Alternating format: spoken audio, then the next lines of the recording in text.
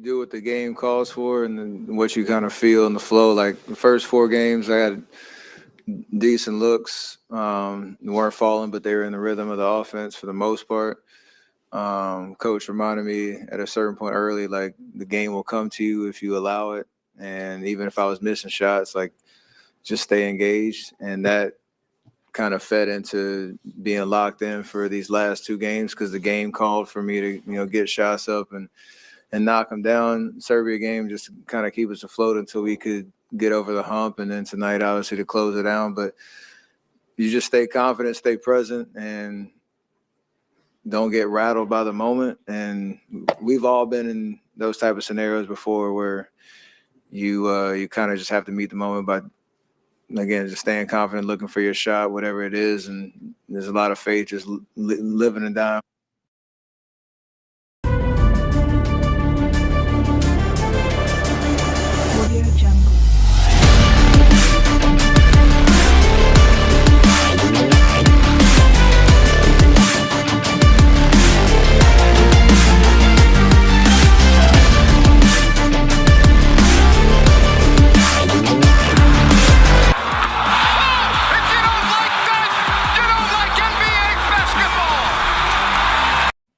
And welcome into a new week on If You Don't Like That. Court is in session. Ryan in Sacktown with all you. How was the weekend?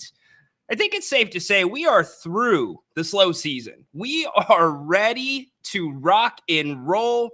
NBA schedule slowly being leaked out. In fact, we found out about the Christmas Day games last week. Shams leaked out some of the bigger games that are going to be kicking off the season. What's important to us? The Sacramento Kings open up October 24th on their home court against the Minnesota Timberwolves. So we'll be looking forward to that. Team USA takes the gold medal in basketball. What'd you think of that one? Did you have fun watching it? What did you think about the broadcast team? And by the way, it is a Ry-Doh Monday. So I've got 3 doughs for you. We're not going to the board, but I've got plenty of doughs from the weekend. In fact, even a little dough from my medical team, man. I'll let you know. I'll fill you in. You guys know I've been dealing with this little voice kind of cough thing for the last couple weeks, and finally got some answers to that. So we can get to all those things. Make sure you're checking in the chat line. Want to hear from you. Also, you can call the show. I'll put the link right there in the chat for you.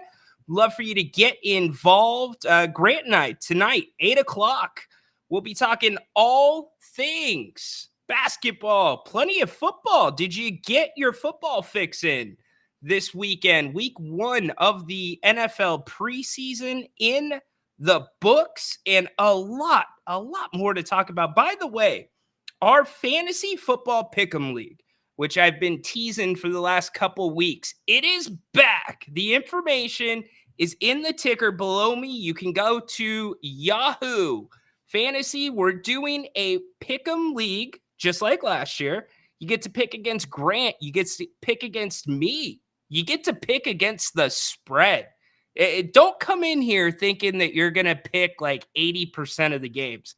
Not happening. I think our winner last year was right around the neighborhood of 62, 63%, which is still pretty damn good, all things considered. So we'd love to have you join that. It is free to join. We're not going to spam you with emails. It's Yahoo system, so you can blame them if you get hit up.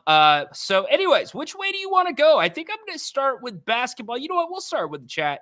Jerry Reynolds Tuesday. Bane, man, I'm starting to dig your brand. It's just everything that's backwards. You know, the mic's not working. Jerry Reynolds Tuesday. By the way, Jerry will be with us tomorrow for Jerry Reynolds Tuesday.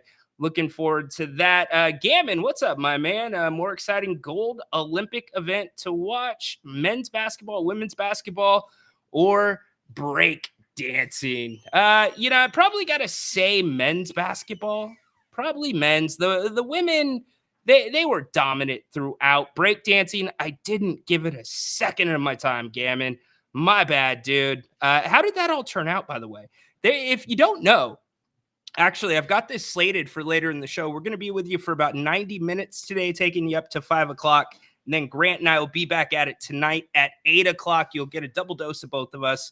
Looking forward to it. But there were some controversies over the weekend at the sports books for people that gambled on the total medals for the Olympics. Both China, or I should say total gold medals, excuse me, both China and the United States had 40.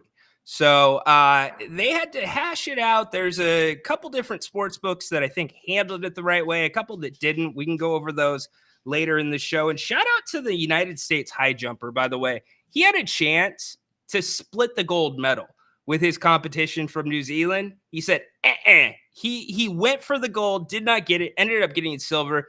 But that's what I love. That's the mindset that I freaking love of an athlete. And that would have broke the tie had he gotten that. What day is it? I don't know, Finchy.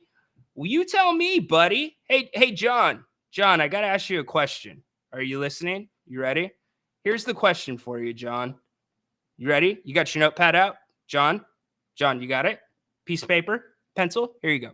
How about them Cowboys? Yeah!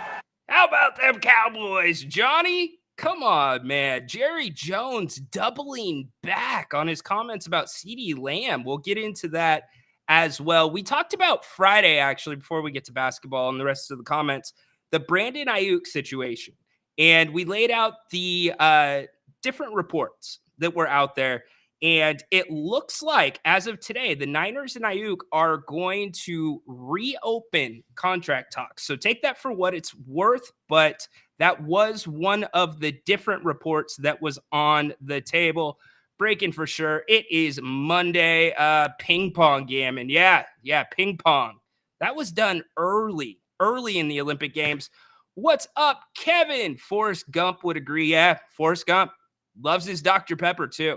Loves his Dr. Pepper like Rhino. I'm not sure what they're going to do. They're really hyping up, if you didn't notice, flag football. Flag football will be part of the 2028 games in Los Angeles. And do me a favor here. I like Snoop Dogg as much as the next person. Snoop, legend, right? He's a legend in the game. But why do you give us an 8-course menu of Snoop Dogg in the 2024 games in Paris when they're going to be right there in his backyard in 2028? That did not make a whole lot of sense to me, but nonetheless, Bane, what does pick against the spread mean? I don't get it. So if SF is favored by 20 over Seattle, does it mean you have to pick Seattle? No, you can pick whoever you want. What it means is, if the Niners are favored by 20, Bane, the Niners need to win by 21 for you to win that. If you were to pick the Niners over Seattle, vice versa, if you pick the Seahawks and they cover or they're within that 20-point spread, then the Seahawks win the game, win the bet, even though they lose. How do you join the league? Yahoo Fantasy Football.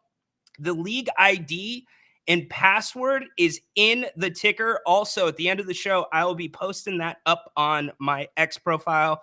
You can check it out there. C-Dog, what's up, my man? Tried to join the league, and it said it's invalid. All right, well, I think there's 6 already registered. I got it all set up. I'll reset things, but at least you can write down the information that is there because that will be the league ID. The password is 1011. Password 1011. Rocky Mountains. Okay, let's get back to this basketball stuff really quick. C-Dog, not a Curry guy, but wow, that was fun to watch what he did in the final 3 minutes. Indeed. That's pretty much summarizes my take. And it was a back and forth game between the United States and France. Look, you knew it was going to be close. The crowd was going to be into it. I didn't see one team running away with it. And I've kind of maintained throughout the Olympics that the only time that I felt a team would be able to beat the men here in America was if they came from behind. That was the only type of fashion that they were going to win. It wasn't going to be a game like Serbia where they're up 9-10 points through 3 quarters. You knew USA had enough in the tank to come back. But to your point, C-Dog, it was incredible to watch Steph, who struggled. Let's be honest. He struggled a little bit up until the semis in the gold medal match. He was not shooting the ball particularly well, but one of the things Steph had been hanging his hat on was the fact he was getting good looks within the offense. And then, boom, 36 against Serbia. He follows it up with 24. And one of the, for any of you youngsters out there, one of the signature moments, in my opinion, what will be when you go to the Hall of Fame, the Basketball Hall of Fame, when you think back on Steph Curry and you're looking at anything outside the Olympics, that shot over Batum will certainly to me, be one of the shots that you'll see forever. You think about Steph Curry, you're going to think about that shot, especially if you are a young person. But hey, credit to France. And by the way, France kept it close with 2 starters that didn't even score. Think about that. They had a little dose of, I don't know, the King's flu, the King's forward flu. 2 of their guys, no points in the starting lineup. They were able to bring it within 3 points with just about 5 minutes to go. Yama running. Yama still attacking. Durant blocks. Inside. Wemby finishes. Yeah, and Yabusele, he played a hell of a game. He was a great finisher around the rim. Look, Wembanyama, he is what he is. He's a big dude that's really hard to guard. If he gets a step on you and he's headed toward the lane, watch the hell out. And by the way, how about that finish by Yabusele on LeBron? Man, did LeBron get his little poster moment. And by the way, LeBron, I'm not done with you, dude. You are part of the Ry-Dohs. We'll get to that in a little bit. Alberto, awesome. What's the buy-in? Just your time, brother. It is absolutely free to join the league. And also, usually we give away a prize. Last year's winner, who I believe was Peter, shout out Peter, and C-Dog, who's in the chat now, he won the year before. And for any of you OGs from the Listen App days, from when Grant was really getting started digitally and off the radio, I used to keep track of this league with pen and paper. Pen and paper. An absolute bear of a task, but that was the year C-Dog won it. But yes, just your time. Have some fun. You got to make sure you pick, though. Every single week, you've got to pick, and we're picking every game against the spread. David and Adam. Adam, are you still hanging out with this David, dude? What's going on? Fantasy Focus Podcast said Jerry Jones should do 2 things. Stop talking and pay CD. Again, we've got some Jerry here on the back end. So getting back to my point about Team USA and France. France brings it within 3 points. And guess what? As C-Dog said, it was Curry time. Now, the commentating here may be a bit questionable. Curry, jab, triple. He sticks it. Steph, stay calm down, everybody. It's down. Cloudy with a chance of Curry. Cloudy with a chance of Curry? One thing's for sure, though. Steph Curry, NBA Jam style, was straight up on freaking fire. Yes, please give us a thumbs up. We would really appreciate it. Like the show, retweet the show, would love to have you guys get the show out there so we can continue to keep it growing. Have not yet, Alberto. We'll be getting to that in the next probably month or so. Hopefully an announcement for a get together. I'm going to be meeting with Grant when he is in town this week. So Team USA starts to pull away, and then this happened. Dancing on Batum. Over the double team. Oh! It's a golden dagger. Night. Steph Curry with the absolute dagger over Batum, and that was all she wrote. The Americans win the gold medal in France. No big surprise. Steve Kerr on Steph Curry. Up there with all of the greatest games of his career. You know, the shot making was just incredible. But under the circumstances, you know, on the road in Paris against France for a gold medal, this is storybook stuff, but that's what Steph does. He likes to be in storybooks. Congrats.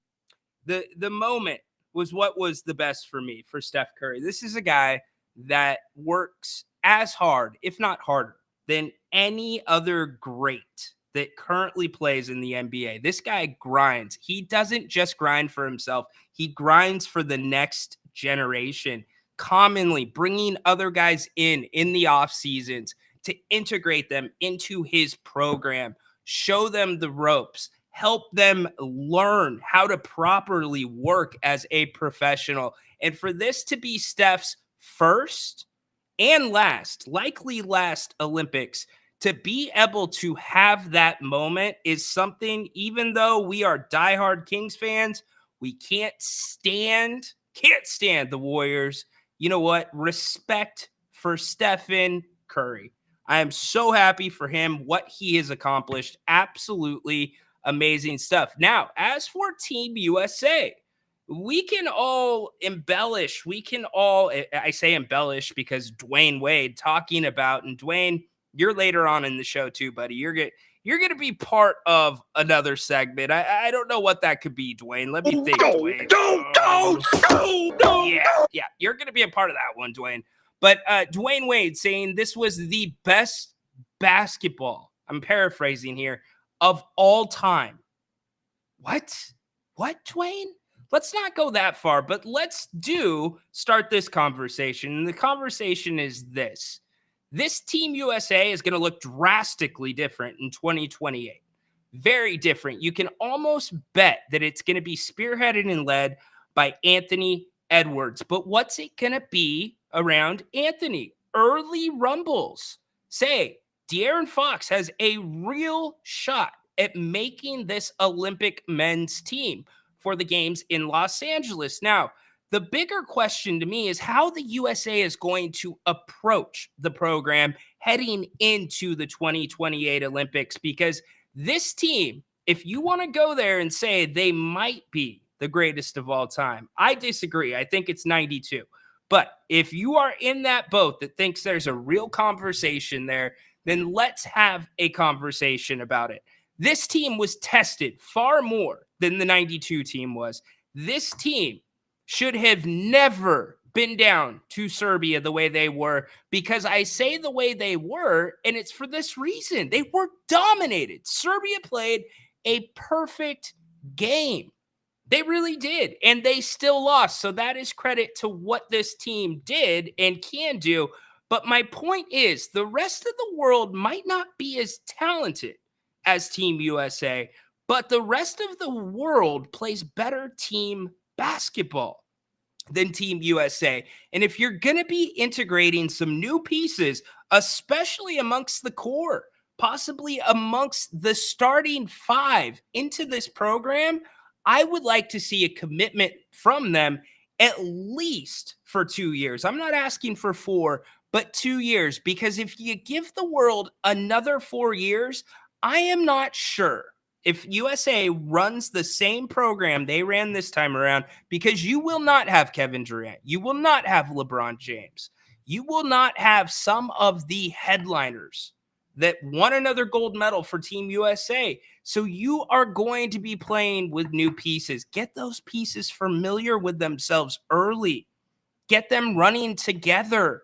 It doesn't have to be a big time commitment, but certainly if you want to knock Team USA, you can knock them here. It's chemistry, hardly any on offense. You make them play in the half court and they struggle, and the rest of the world thrives in the half court. Nobody can touch us in transition, but they thrive in the half court. All right, let's open up the phones. Let's bring in our man, Corn Dog, who has been watching a ton of Olympic action. Dude, are you having withdrawals now that the games are over? I am officially Olympic burned out. Oh, now you are. Okay. Officially. That didn't happen while the games were going the on. torch is blown out.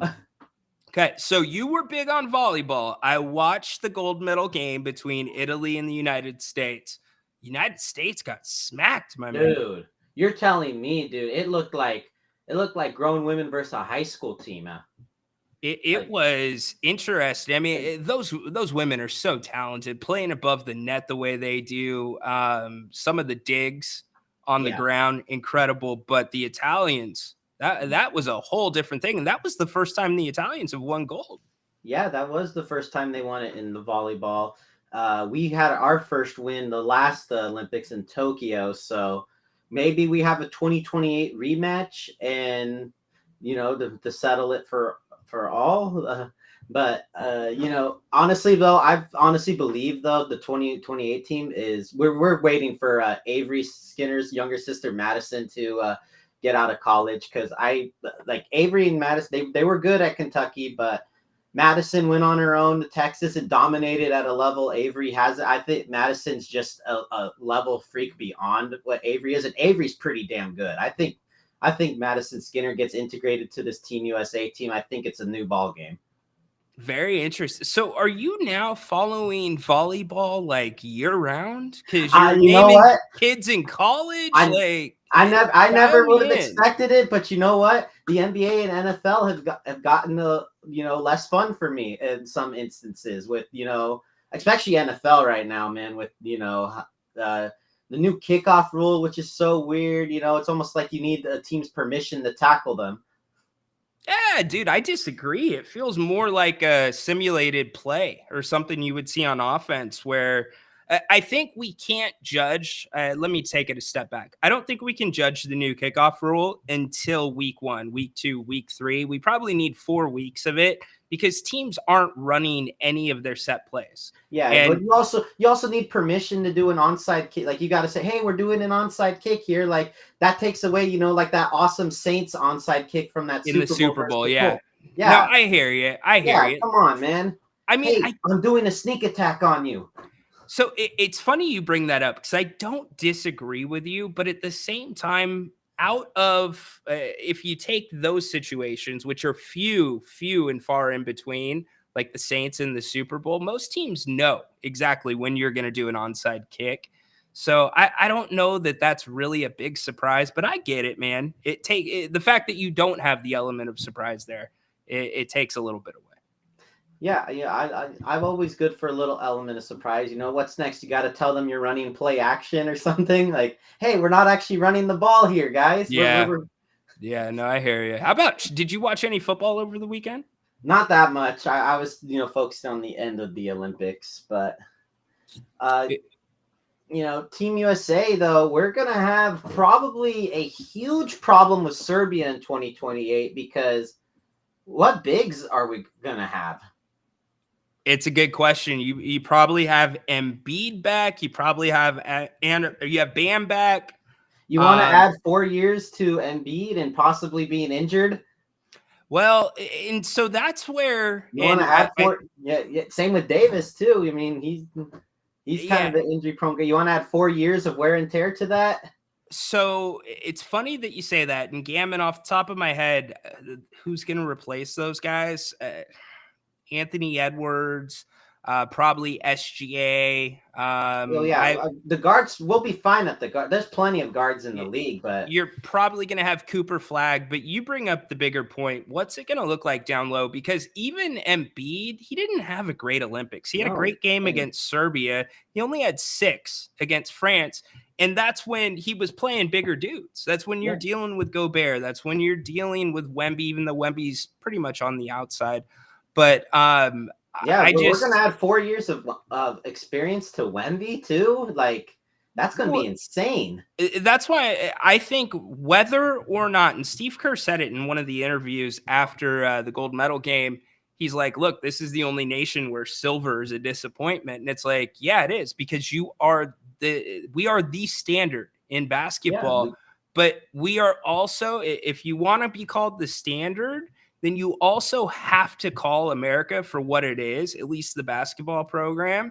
And to me, it's a little bit cocky. It's a little bit, we can just not do anything for 3 years and then roll the ball out on an Olympic year and pull our stars in and still beat you, when you have nations that train for this their entire lives. I mean, you have people that get dedicated early on.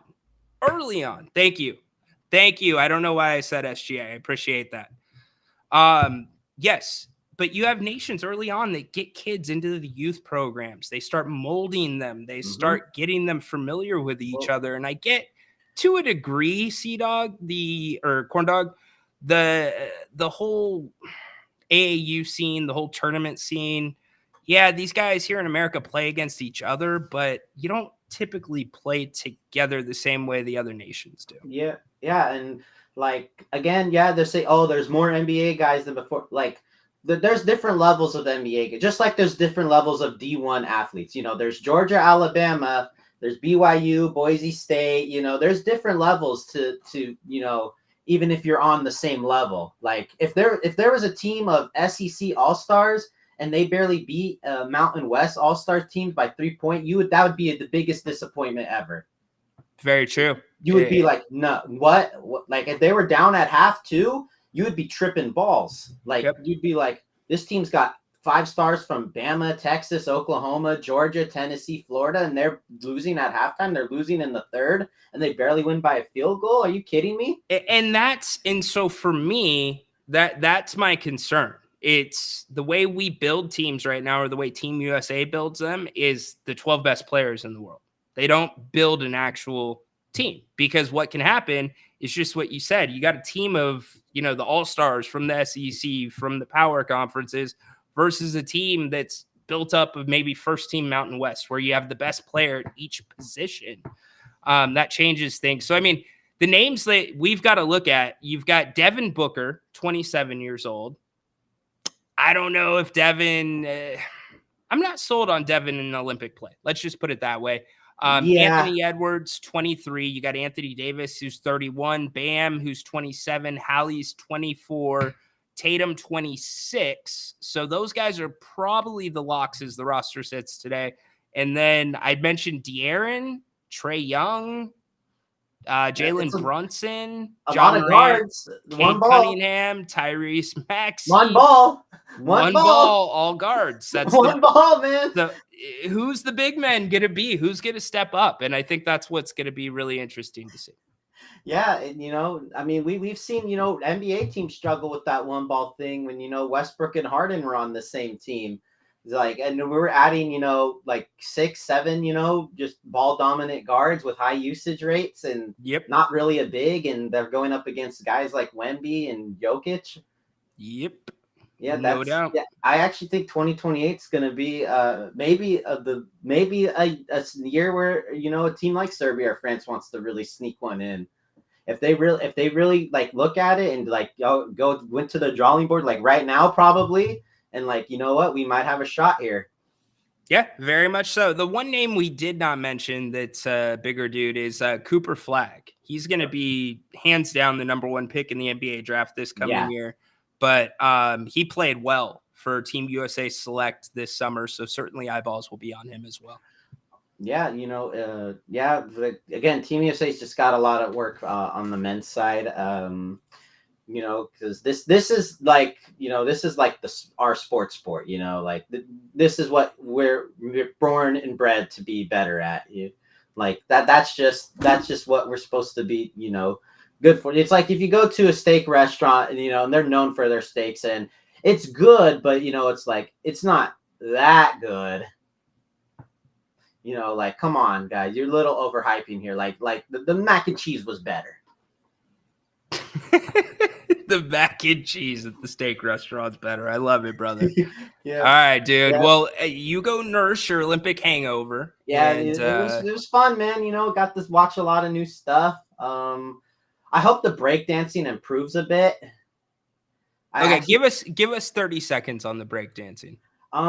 It's a little corny-ish, the two, they kind of go up like they're in Step Up or whatever, walking each other like, come on, bro, like that South Park bro down or whatever. Yeah. And, it's cool that, all the guys and girls, like they embrace each other at the end, like, yeah, we're competing, but it's like camaraderie, skating's kind of like that too. They'll root for someone to do something amazing. But it was a little corny-ish, but, again, breakdancing, definitely not, one of the things I would watch outside of the Olympics or, go to an event to. But, maybe that cornball stuff is, in it, and, outside of the Olympics. So, I don't know. I might look up something. Did you just call it cornball? Yeah, cornball, corn dog. Cornball? Cornball? So how do you play cornball? Tell me in here. How does cornball Don't make no sense. Okay, you know what? Here, I'm gonna vent it right now. You take a soccer ball, you get the bread around it and fry it like a corn dog, and then you have to shoot it into a cornhole. I love it. There's cornball. Crazy MS teacher says there, on the spot. What was that? Dancing. 10, 15 seconds. I just made a new sport. You made a new sport, dude. Well done, dude.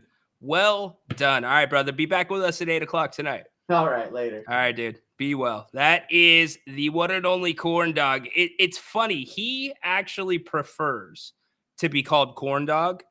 And when he comes on at 8:00 with Grant and I, Grant's like, no, it's corn dog. You can't call him corn dog. But it all goes back to Grant calling corn dog. So if you gloss him corn dog, I think it's a fair name. He likes it. He's embracing it. He just came up with a new sport around it. What's up, Baki? Welcome in. A cornball, yes. I agree with you. I didn't watch a lot of it, but any of the reviews that I've heard, any of the reading I've done about it, it needs to be tweaked. So I don't know if an Olympic sport, because obviously there's got to be that prep time, right? Where flag football, because you got to get people, you have to give them the opportunity to get good at it, right? You have to give everybody a fair shot to build a program. So is 4 years enough? No, they probably get another 4 with breakdancing, but I would be looking for a way to tweak it. I would also be looking for possibly a way to change it. If you can take Olympic sports and throw them in as easily as they have done in the past 10 years, then hell, why can't you throw them out as well? Shouldn't that be a two-way street? Just saying. So, hey, we've got a ton, and I mean a ton of stuff to talk about. Mondays are, though, Ry-Doh Mondays. So we're definitely going to be doing a couple of those. If you've never been here on the King's Court on a Monday, what we do is I've got 3 or 4 things that rub me the wrong way, or sometimes it could actually be something that I kind of liked. And I could take a different approach to it. But either way, it made me go dope from over the weekend. So I might as well call up our first gentleman to the Ry-Dohs. Not a big surprise. We've been talking about this guy for the last couple of weeks. And not always in a good way, shall I say. It is one Dwayne Wade. Yes, Mr. Wade. Welcome to the Ry-Dohs on Mondays. All right. My graphics are not working. I'm hoping you guys can see this. But Dwayne Wade, we've heard some of the comments he's made throughout the Olympics. This was kind of his maiden voyage into doing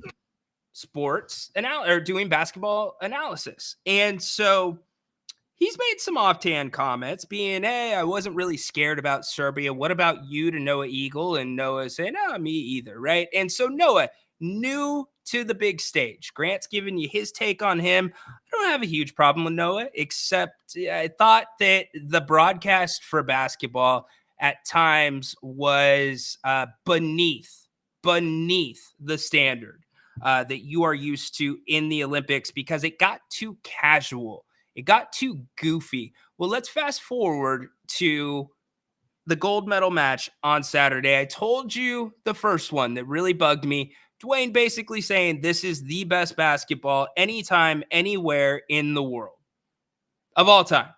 What? Okay, so I'm going to set that aside. I already told you the one before about being worried with Serbia, but Dwayne Wade, during the game, towards the end of the game against France, told Noah Eagle, he said, partner, I don't think I can stand up right now. My pants are too tight.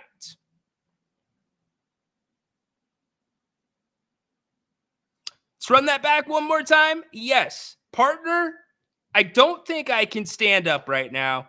My pants are too tight. Now, I will allow you to draw whatever connection. You be creative, what you think Dwayne meant by that.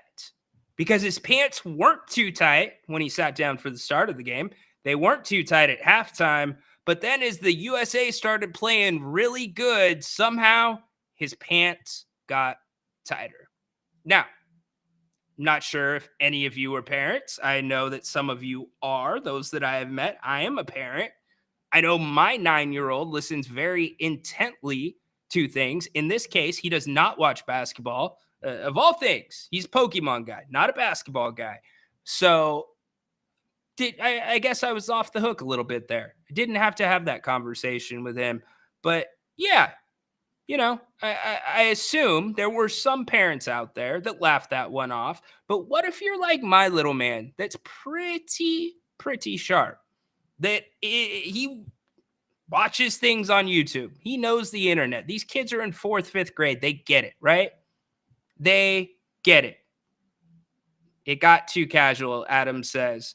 Can you guys see the graphics? I'm getting all screwed up because my computer is lagging. I can't see any graphics, so I want to make sure you guys at least see them. John, he was very excited and got a Woody. Yes, well, John, if that's the connection that you are trying to draw, I think that's the connection Dwayne was trying to draw in front of a world audience. So, Dwayne Wade, ladies and gentlemen, and per numerous reports, there is a lot of interest in Dwayne Wade coming up for the upcoming Amazon and NBC TV deals with the NBA. So that's my first Ry-Doh. It is definitely Dwayne Wade. Very disappointed in some of the moments from Olympic basketball with him. But hey, the King's Court and everything here on If You Don't Like That is brought to you in part by Bennett's Westside Grill in Rockland, located in the Blue Oaks Town Center. I was bumping around online and they have rolled out. Make sure you go to bennettsrestaurants.com to see this. They are rolling out 2-course, 3-course dinners, $25, $30. They've got their dine and wine special tonight, where it's $69 gets you 2 entrees and a bottle of wine. Hopefully you made it down for brunch earlier or last weekend and caught the mimosas and 2 entrees for $49. I'm naming all my specials because Bennett's, if you've never been there, you are missing out. Make sure you go give them a try, whether you're in the mood for a prime cut of steak or some spectacular seafood.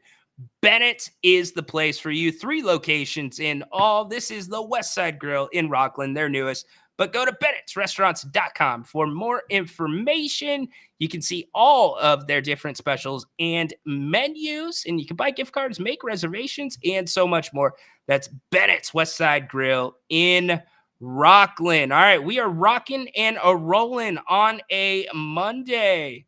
You see it. Okay, Simpsons is there. See, I can't see my graphics. All right, good. They're on the side. I don't need to see them as long as you see them. We are good to go. So we talked a little bit about Brandon Ayuk and the Niners opening up potentially another door of conversation with Brandon Ayuk, trying to revisit negotiations. Really, if you've been paying attention to the situation, it looks like it's coming down to two things: which side has more leverage? And as the season approaches, I gotta think the Niners are the team that have more leverage, because Brandon is not going to want to miss out on those game paychecks once they start rolling around. He's already, even though as a hold in, he's not getting out there with the guys. And Jerry Jones, we've got something from him here in a little bit.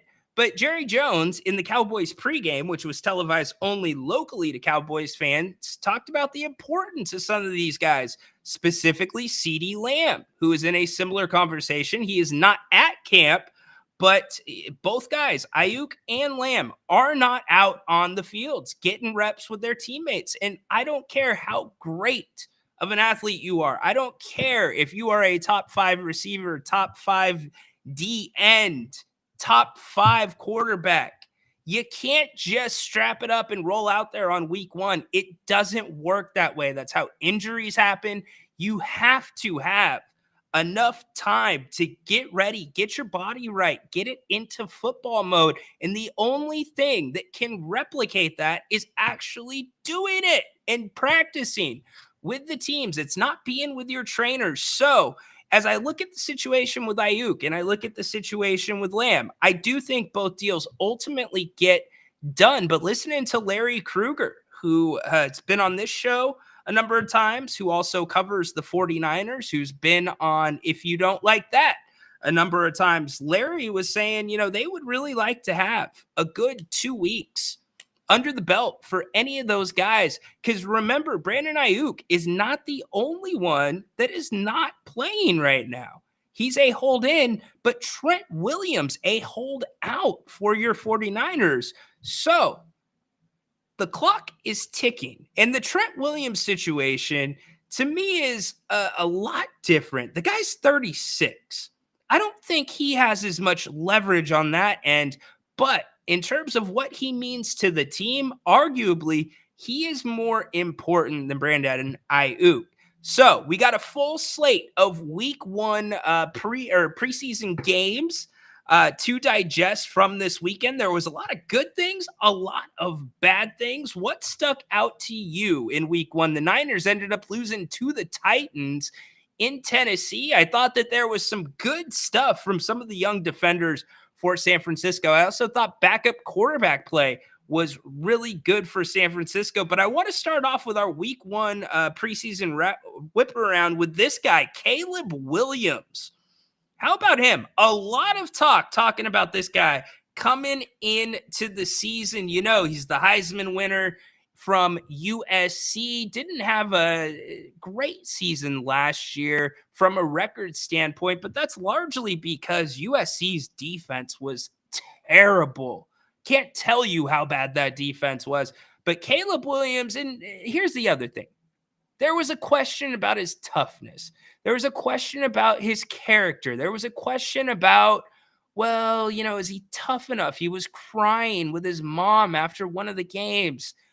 Okay, you got to pull back a little bit and realize these guys are human beings too. Cameras are on them at all times of the day. Now, I get some of the things Caleb did in college. I could see how that rubs some people the wrong way, but to bring the level of concern that it brought, no, I didn't see it that way. So getting back to my point, Caleb led the Bears to a 33-6 win against the Buffalo Bills. And I know it's preseason, but that seat is warm, very warm in Buffalo. Should that team underperform, they is their window closed? We talked about this last week, and I want to hear from all you. Do you think Buffalo's window's closed? But Caleb Williams, 4 of 7 for 95 yards. I thought he looked really strong. He showed his ability to get outside of the pocket, and he showed his arm strength too. He was gunning that thing across his body while scrambling. So a very good showing, in my opinion, by one Caleb Williams. We run down the rest of the scores of week 1. You got Houston knocking off Pittsburgh 20-12. Miami ended up knocking off Atlanta 20-13. Such weird scores. Those are Seahawks scores. The Jets ended up beating the Washington Commanders 20-17. Really good showing for Washington's young quarterback. We'll get to that in a second. The Eagles beat the Baltimore Ravens 16-13. Let me know which games that you enjoyed watching. We got somebody here that wants to talk a little bit of Cowboys football. I will interrupt the football segment anytime for this guy. Let's go ahead and get him in here. John, my man, welcome in to the King's Court today. How you doing, buddy? I'm doing all right, Ryan. I heard you had an issue with your screen, but it seems to be coming up all right. You have the graphics up on the top right, you on the top left, and I'm kind of down. Now you switched it over. I'm on the top right. All right. Yeah, I can see you now. It seems to be operating. Thank you, brother. Because, hey, I don't want you to get to Friday. I don't want you to get to Friday and have this not work. All right, buddy? I totally understand, man. We rolled out a new version of software that we're working with. So we're working through the hiccups. Glad you're seeing it fine. I'm seeing it good now. So what's up, my man? Hey, man, Olympics was fun as hell, and really having corn dog, and that's how his name, it's Corn Dog, but Grant originally said, hey, corn dog, and it sounded like corn dog. So Grant made up the name, Corn Dog, whether he knows it or not. And it's stuck, and hey, he's knowledgeable, and what a good voice and everything. It's fucking cool to have that guy come on every now and then. Pardon my French. I've been watching a lot of stuff in French over the last couple weeks. So. Oui. Oui.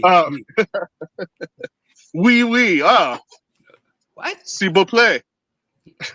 S'il vous plaît. Anyways, what else was man?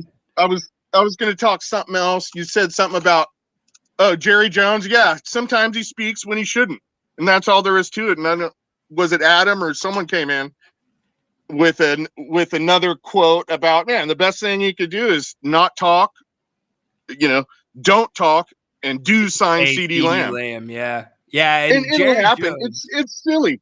All these wide receivers, like, listen to, I know you don't want to talk about Brandon Ayuk. Neither do I. But we're talking about wide receivers here. There are a million of them nowadays, and they're getting overpaid, in my opinion. And there aren't as many running backs as there used to be. And the Niners have one running back who, I'm not no Niners fan, but I'm a fan of Easy Ed McCaffrey. Yep. And his son has been doing it absolutely fantastic. I mean, look at the guy. Yep. He is one hell of a running back, and more important to the team than any of those wide receivers. And if you even look at Trent Williams on that team, maybe more important than, I don't know, Deebo Samuel. That guy is so elusive. I'm not going to put his name, but almost any other of the wideouts, and just as important for giving a quarterback time to run their scheme, basically. And their scheme is give my quarterback a little bit of time, but don't need a ton of time. Don't need to go super deep downfield, but they want to just rape the middle of the field. They don't even care about going short. And that's kind of their scheme, and we shall see how it works. And another thing Corn Dog was talking about, and you guys, we were all kind of talking about the big guys. What is the rest of the world going to do about the big guys? Well, look, the rest of the world is probably looking at it going, how are we going to get our guards to match up with the USA? They're thinking probably about getting smaller. So we can't just look at it, through a fisheye lens and say it's just only us looking through here. Everybody else is looking at it also from their own view, no matter where, if they're here or here, They're Yeah. all looking at it from their own point of view, and say the whole world might want to be trying to get smaller. And the way Steph is, hey, is he a chucker? He'll just chuck it up. But hey, man, when you practice chucking it your whole life, so many of them go in. And he's a little shorter, so he's used to shooting it higher. Where I as well. Anybody who's got the floater or a deep three with a high arc, Yep. you're not 6'8". Yep. No, you bring up That's some how good I points. see it. And look, Del Curry too. He was a hell of a basketball player, and he was a hell of a shooter before he came around before his time. Del Curry did. That's Steph's father. So And that's he's learned from good parenting and good organizations also. and Everything. And really, I've never listen, at least one more thing about basketball and Steph. I don't know if I've ever rooted for him because I'm a Kings fan. And look, a lot of my friends say they're Warriors fans. Well, shit. 15 years ago, you weren't a Warriors fan. Show me all your freaking old jerseys. Like, you can't break one out. But you used to be a Kings fan, so hopping on the bandwagon is one thing, and I never liked that. And you know how I feel about Draymond.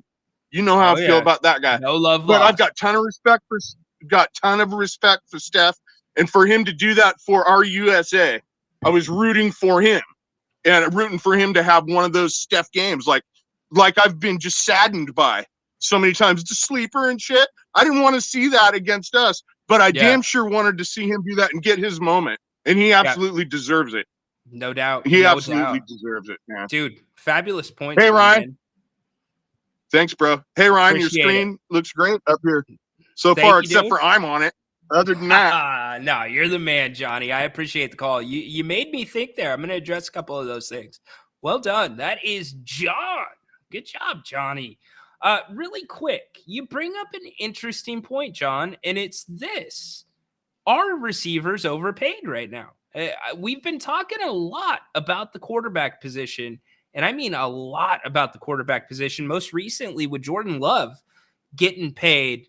And I'm looking at the receivers right now. Their contracts, they're pretty up there. And I'm wondering if that's part of the adjustment that needs to happen, because I was trying to move around with you, John, as you were talking about the importance of Trent Williams relative to the receivers, and then kind of double back about the receivers in the mid-range being a little bit more important. I would say Trent Williams is everything to that team to a degree. Now, certainly Christian McCaffrey, as you said, great player, but Brock Purdy needs time to pass the ball. And that comes from the offensive line. That starts with Trent Williams, especially your right tackle, one of the most important positions in all of football. But as I look up at the contract values for receivers, I'm looking at the top 10 contracts. It is a lot of money. And here's the other thing people are not talking about. You look at some of these holdouts. Ayuk, not so much. Different situation. But Trent Williams, he lines up perfectly with this one. Same thing with Tyreek Hill. Is these holdouts are happening across the league when the guaranteed money is gone. And Deshaun Watson, his contract, fully guaranteed, first of its kind for a quarterback, that's an outlier. That thing is more than a few standard deviations away from the mean. If you're a statistics guy like me, I like statistics. But anyways, it's an outlier. So as I look at some of the other ones, Jordan Love, highly guaranteed contract, a lot. So as these guys get past, and Trent Williams, as I said, a great example, the guaranteed money on his deal's gone, but he still has 3 years left on his deal, I believe, which takes him through 39. He's 36 right now. So how can these contracts be structured different to where it benefits both sides? And because I am definitely all for players getting theirs. I have no problem with that. But on the flip side, where Grant says, if you signed your name to the contract, then you agreed to it. I understand that part of it from an ownership standpoint. So where do they meet in the middle? How can it be fixed? Because it's just getting worse and worse. Now, as for Team USA's size, it'll be weird to see what happens, because Jerry Reynolds and I both believe that the NBA is swinging back a little bit in terms of playing multiple big men we'll talk to Jerry about that a little bit tomorrow. Looking forward to him joining us here on the King's Court. Jerry Reynolds Tuesdays joins us for about 30, 45 minutes every single week. So that'll be a lot of fun. And to the Del Curry stuff, I do want to say this. That was a different time too, Johnny. The two guards were much bigger back then than the two guards are now. So really interesting stuff. Good call by Johnny. Let's see. Ben, get there, dude. So good. It is so good. Everything at Bennett's is incredible. Their burgers, though, it's worth the juice that comes out of the burgers. They're so fresh. Oh, it's spectacular. So, and by the way, if you guys hit up Bennett's, let us know. Hit us up on the X, and we will retweet your visits at Bennett's. John's always so fun, so full of energy. Yes, he is. Congrats on winning the gold in water polo. That's Tabaki, Serbia. The women win the gold. There you go. All right, so let's get back to our NFL talk really quick. There was a fun moment this weekend. Well, fun for some people. The Rams were playing their first preseason game of the year. So check this out. Sean McVay was doing, I'm not sure if any of you watched any of the games this week, but some of the teams are talking to coaches while the game is going on. And Sean McVay was talking to his local broadcast team, which was Andrew Siciliano, the one that works the Red Zone channel for NFL Sunday Ticket. So they're talking, having a good conversation about the game. And Andrew Siciliano says, hey, I heard that you don't always carry your challenge flag with you in the preseason. And so they joke for a couple seconds, and you could tell Sean McVay was trying to get him to move on a little bit from that point. And then Andrew Siciliano doubles back. He doubles back and says, so Sean, you said you have the flag, right? Will you show it to us? And Sean McVay trying to remain personal trying to remain personable and keeping a good professional conversation going. He's mumbling under his breath in frustration. Like, I can't wait this to be over. And he goes, you know what? I'm going to just tell the guy to go get it. And so it continues on, and McVay is pissed. Although he's not showing it too bad. You can tell he's pissed. And as soon as the interview's over, Sean McVay throws off the TV headset. He yells at the guy behind him, his assistant, and sends him into the locker room to get the challenge flag. So Andrew Siciliano called him out and was spot freaking on. He didn't have the flag, and he asked to see it. Wasn't there. And I'm sure it was fun for Andrew. I'm not so sure it was a lot of fun for Sean McVay. That was pretty interesting. How about Jordan Love, y'all? Jordan Love had a welcome back to my new contract game. Fresh off of $220 million, the Packers starting offense looked really good.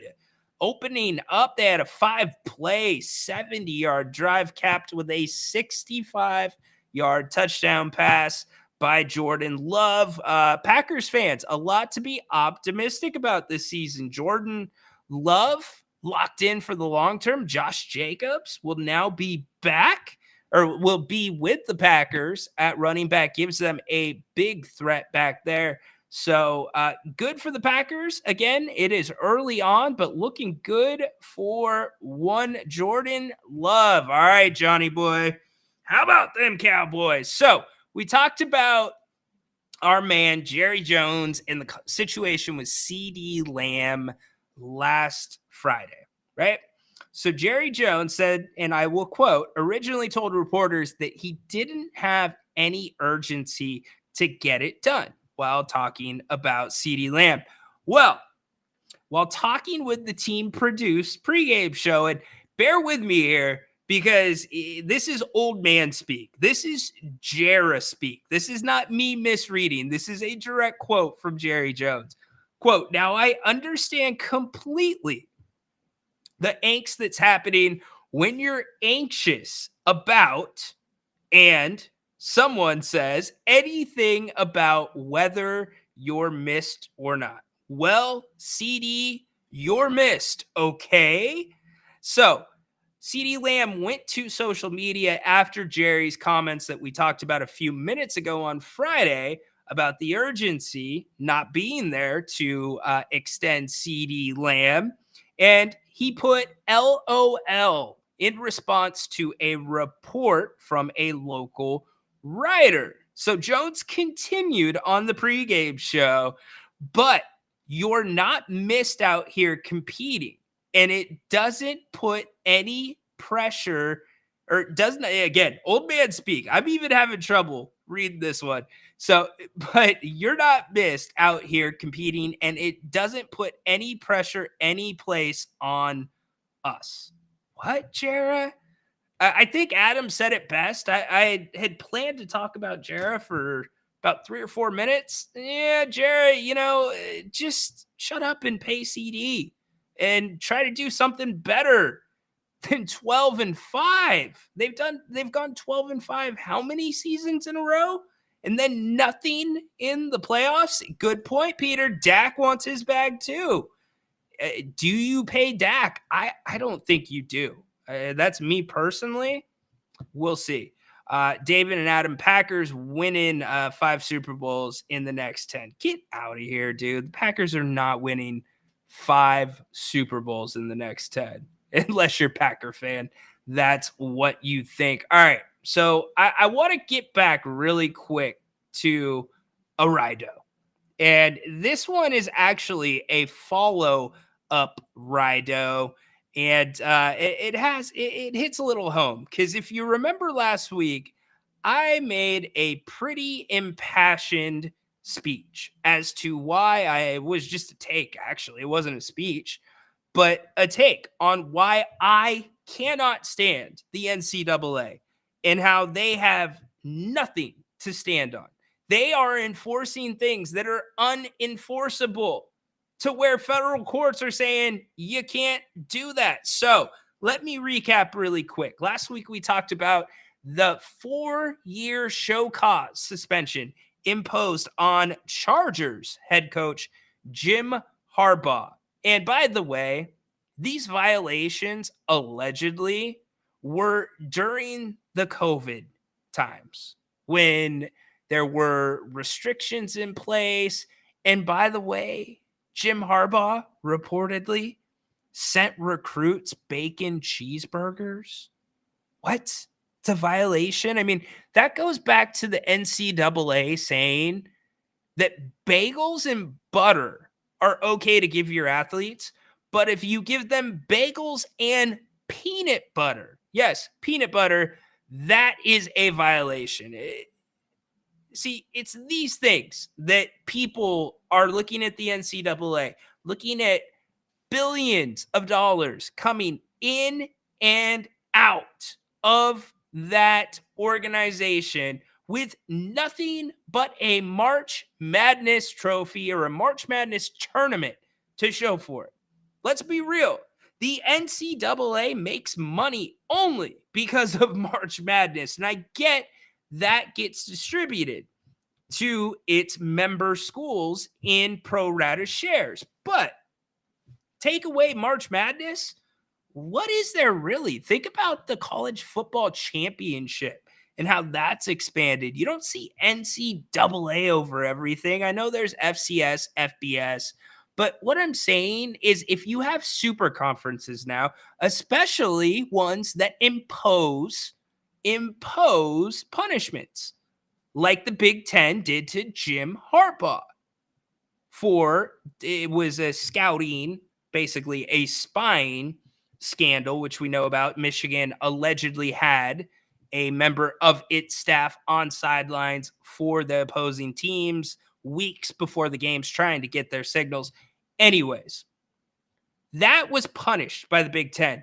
This latest suspension from the NCAA against Jim Harbaugh, which Jim Harbaugh's attorney called it a kangaroo court, the NCAA, it doesn't even involve the latest charges So, anyways, back to our friends at the NCAA. And this is more of a shout out, really, than it is a dough. I got to be honest. Michigan has decided that for their opening game of the season, after the NCAA punishment has been handed down to one Jim Harbaugh, Mr. Harbaugh, that's right, Jim Harbaugh himself will be the captain.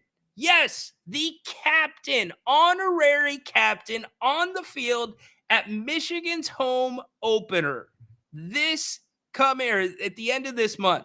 How great is that? Rub it in the NCAA's face all day long. There is nothing the NCAA can do about it. And by the way, it's going to be a massive celebration. He's going to walk onto that field. And that's, remember, the big house. It's like 100,000 plus.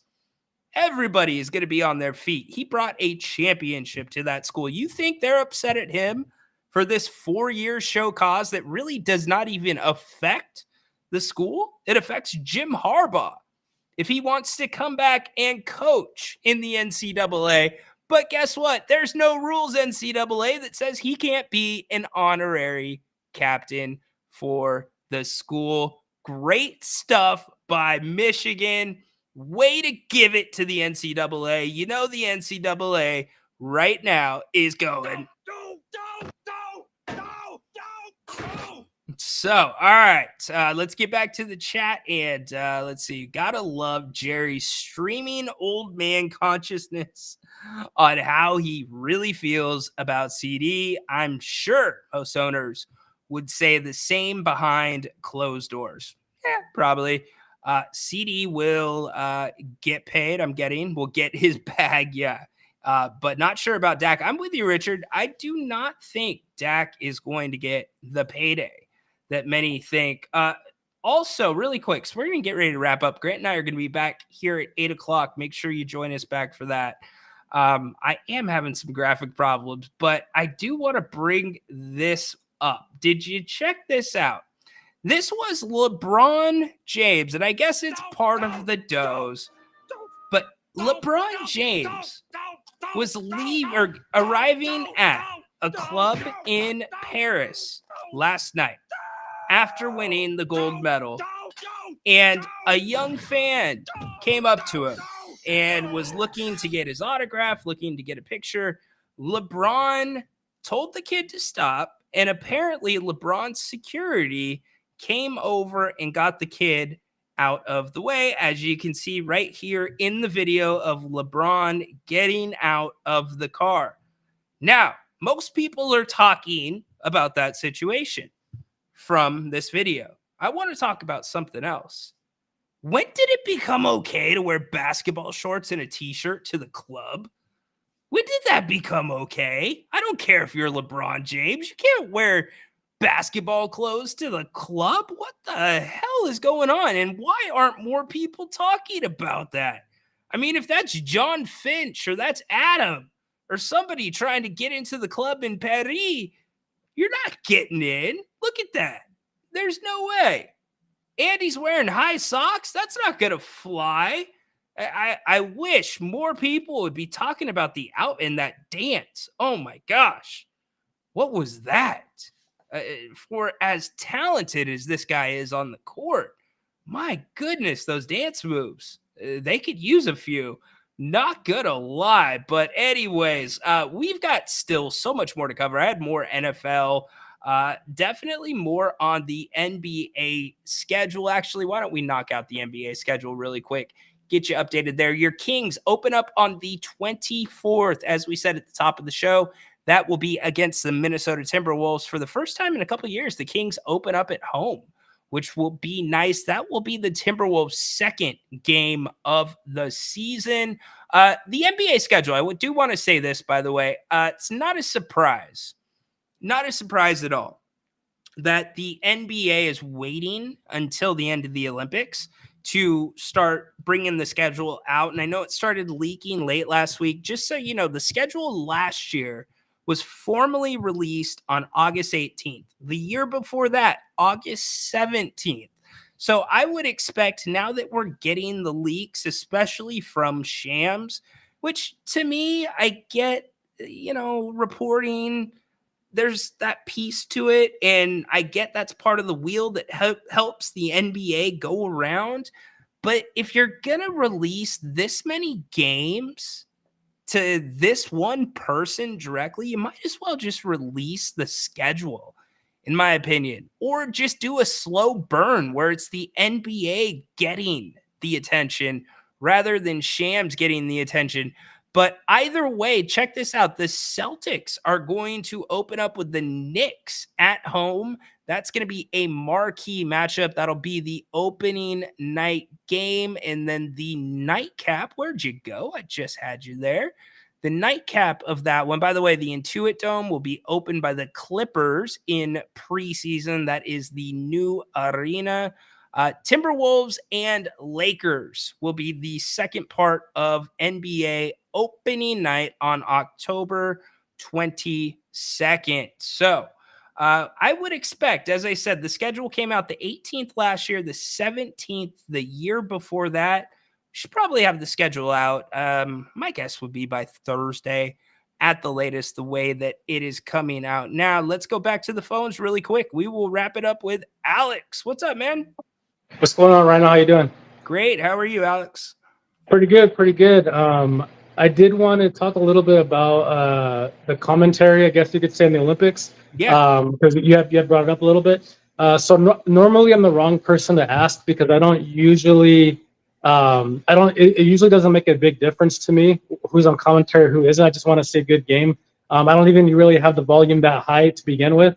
But I will say I do have issues when they try to put themselves over. Like somebody like Mark Jones, people love him, and I think he's really intelligent, but he constantly tries to put himself over, playing a shtick, and that's what I don't like, I guess you could say.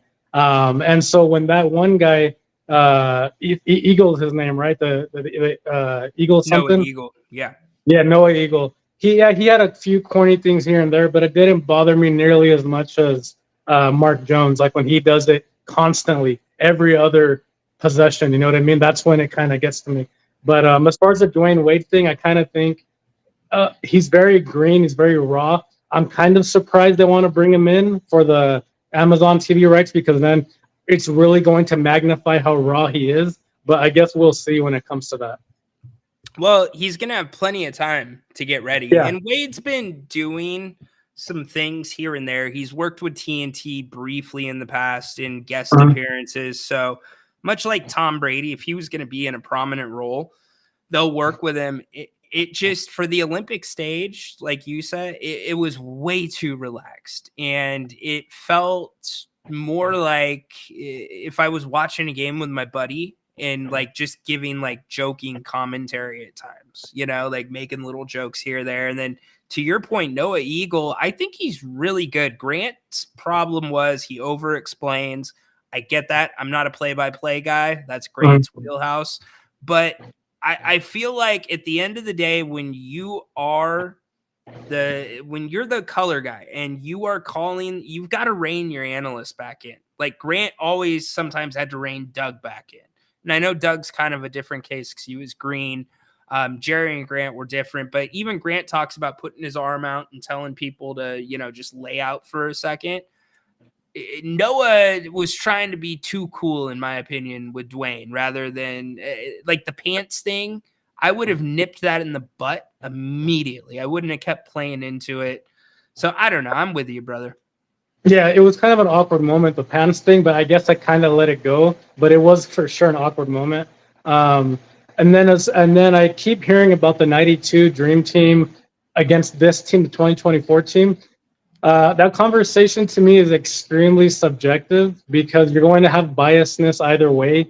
And also it's impossible because the competition, as you brought up, it's way different. Like they keep talking about the 92 Dream Team played against this year's Serbian, this year's France, this year's whatever team, they destroy them. What about if you put this year's 2024 USA team against the competition 92 Dream Team played with our athleticism and length. You don't think we destroy them as well? You know what I mean? It's just such a subjective argument that it's it's almost a waste of time, but it's fun to talk about, I guess. Yeah, and part of that goes back to, I think you make a really good point about how subjective it is, but part of that goes back to Dwayne too. When you're in that moment and you're saying, and I led the show with it, this is the best basketball by the best players ever in the history of basketball. It's like, come on, man. Like, you should know you're an NBA champion. You're somebody that watched Jordan. Like, you should at least acknowledge that it is what it is, what you just said, subjective, instead of going one way or the other. Now, while you bring up good points about stylistically and the opponents for each team, if you switch them around, there's just something to me about the 92 team, the toughness that they played with. I don't feel like players these days are tough like they were back then. I'm not calling them not tough. I just think that it was a different standard back then.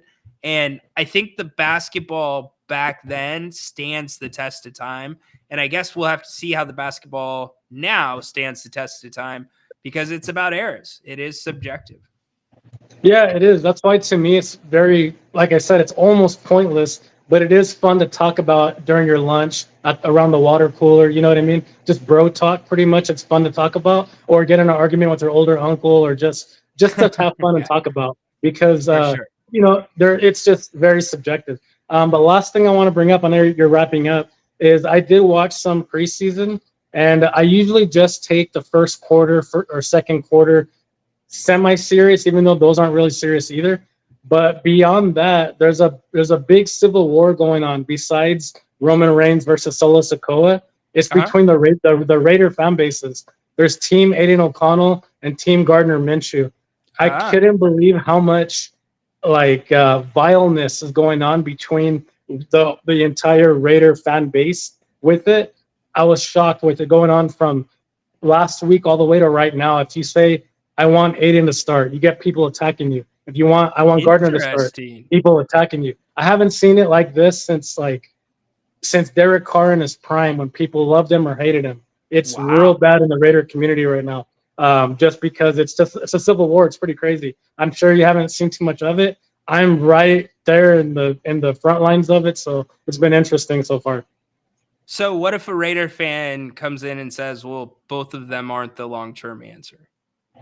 Well, that's when you get lit up, because that's what I've been saying. I said they're both stopgap guys. We should have probably drafted somebody this year, but we'll probably draft somebody next year. And then you get even more brutalized, saying you're not a true fan. You should want this team to win this year. You should go behind one guy at least. It's a lot of look. I'm a huge Raider fan, but there's a lot of ineptness, and there's a lot of just non-intelligentness in the Raider fan base. It drives me crazy.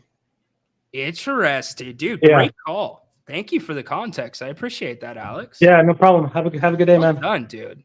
Well done by Alex. I love it. Interesting. A civil war going on with the Raiders fan base. All right. Well, fun Monday. Sorry, a little bit scattered. I've been trying to make sure everything was coming across graphic-wise on the back end. But tomorrow, don't forget, Jerry Reynolds Tuesday.